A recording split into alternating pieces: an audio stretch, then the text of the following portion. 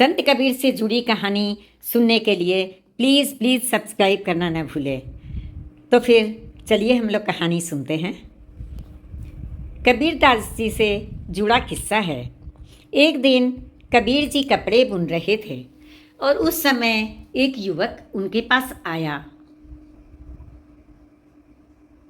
युवक ने प्रणाम किया तो कबीर जी मुस्कान के साथ कहते हैं, तुम्हारे प्रणाम में ही झलक रहा है कि तुम कुछ परेशान हो।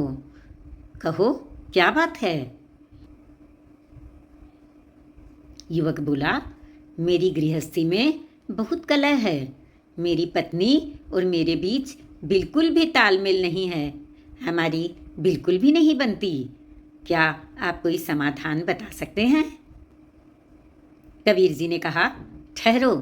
उन्होंने अपनी पत्नी लोई को आवाज़ लगाई और कहा, एक लालटेन लेकर आओ और जलाकर लाना। कबीर जी की पत्नी कुछ ही देर में लालटेन जलाकर ले आई।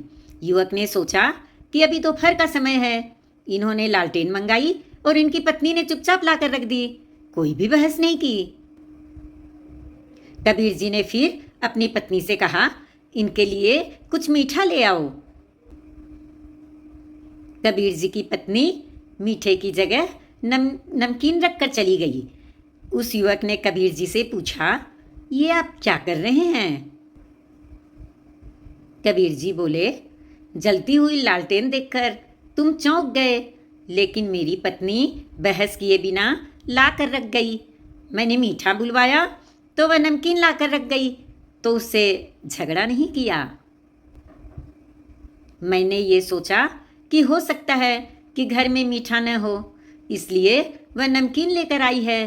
जब मैंने लालटेन मंगवाई थी तो मेरी पत्नी ने भी सोचा होगा कि दोपहर में लालटेन मंगवाना बड़ी अजीब बात है, लेकिन बहस कौन करे, तो वह लालटेन लाकर रख गई।